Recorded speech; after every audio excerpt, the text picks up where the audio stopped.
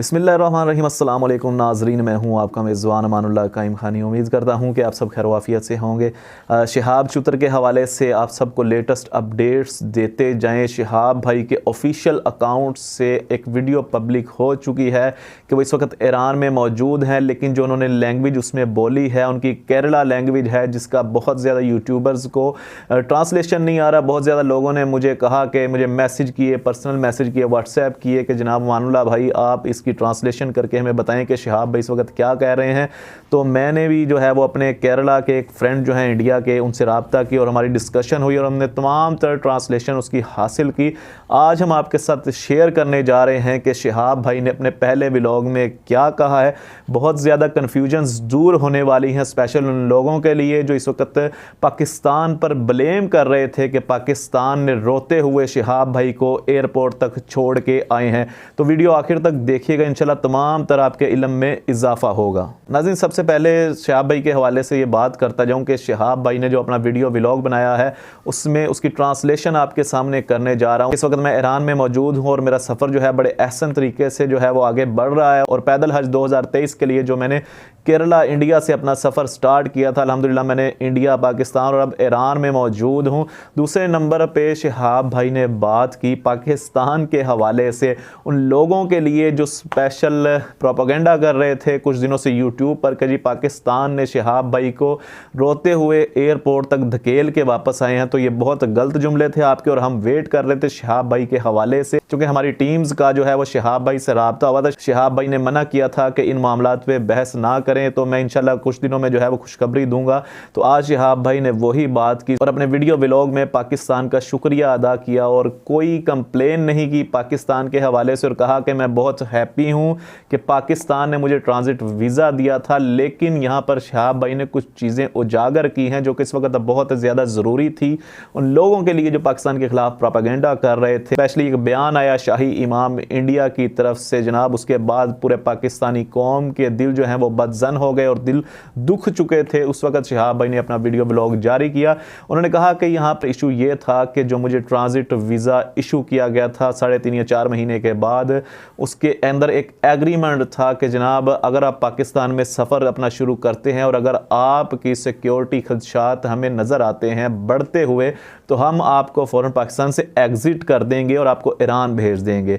शिहाब भाई ने कहा कि मैंने इस एग्रीमेंट को कबूल कर लिया था, जिसके बाद जनाब शिहाब भाई जब वाघा बॉर्डर से उन्होंने अपना सफ़र स्टार्ट किया और पहला स्टे उन्होंने पहली रात का जो स्टे था वो डेरा गुजरवाला जो स्टॉप है, ऑरेंज लाइन का आखिरी स्टॉप है, वहाँ पर जनाब एक जगह पे किया और वहाँ पर पाकिस्तान के इदारों ने सिक्योरिटी खदशात महसूस किए, जिसकी वजह से उन्होंने शिहाब चुतर भाई को ये इन्फॉर्म किया कि जनाब इस वक्त आप ट्रैवल मज़ीद नहीं कर सकते, आप टोटल 48 घंटे के अंदर अंदर कोशिश करेंगे पाकिस्तान से मूव कर जाएँ।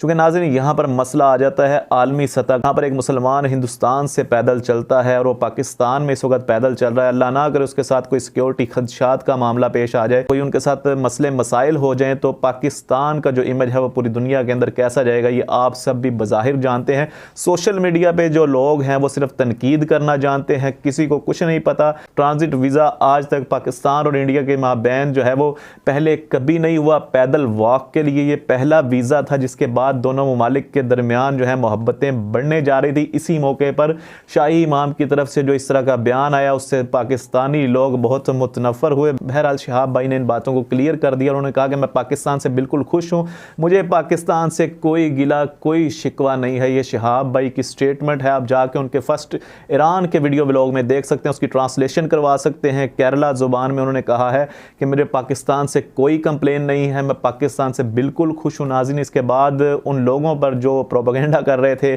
और जो शिहाब भाई के लिए मुश्किलात पैदा कर रहे थे उनके लिए ये बहुत बड़ा जवाब था। नाज़रीन, इसके बाद बात करेंगे तीसरे नंबर पर शिहाब भाई ने कहा कि ईरान में मेरी वीडियो अपलोड ना करने की एक वजह यह भी थी कि जनाब ईरान के अंदर झुरमुट्टे बनाकर और हजूम की शक्ल में आप खड़े नहीं हो सकते। फ़िलहाल जहां वहाँ पे जो लॉ एंड ऑर्डिनेंस चल रहा है उसके मुताबिक जो है आप हजूम की शक्ल में किसी एक जगह पर खड़े नहीं हो सकते, चल नहीं सकते। और बुरखे पर जो इस वक्त बहुत ज़्यादा पाबंदी आयद की जा रही है स्पेशली ईरान के अंदर, उन्हीं वजूहात की वजह से। और साथ में ये भी बताया कि वहाँ पर इंटरनेट इशूज़ बहुत ज़्यादा हैं और कुछ अथॉरिटीज़ ग्लिचेस हैं इंटरनेट के हवाले से, जिसकी वजह से मेरी वीडियो जो है वो पब्लिक नहीं हो सकी। और साथ में मुखातब किया उन यूट्यूबर्स को शहाब भाई ने कि जनाब आप कुछ ऐसे यूट्यूबर्स हैं जिनकी वजह से मेरा जनाब पाकिस्तान समेत ईरान के अंदर जो है हमारा सफ़र करने में मसाइल पेश आ रहे हैं, आगे आने वाले हैं, सिर्फ इस वजह से कि आप यूट्यूब चैनल पे बैठते हैं, शहाब भाई के हवाले से कुछ बातें इधर से पकड़ते हैं, कुछ बातें उधर से पकड़ते हैं और शहाब भाई के साथ जोड़ देते हैं, जिसकी वजह से नाज़रीन सफ़र करने के लिए बहुत ज़्यादा मुश्किलात का सामना करना पड़ रहा है। और उन्होंने कहा कि आने वाले दिनों में मुझे मज़ीद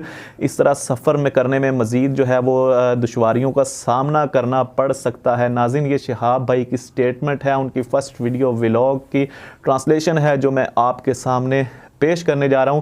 तो बराए करम मेरा आप सबसे अपील है, स्पेशली इंडियन यूट्यूबर्स और पाकिस्तान में भी जो यूट्यूबर्स हैं, बराए करम कुछ ऐसी बातें ना करें जिसकी वजह से शहाब भाई मज़ीद मुश्किलात का सामना कर सके, क्योंकि वो एक बड़े ही मुक़द्दस फरीज़े के इंजाम के लिए इंडिया केरला से निकले और हैं पाकिस्तान में उन्होंने वॉक की, इस वक्त ईरान में मौजूद हैं।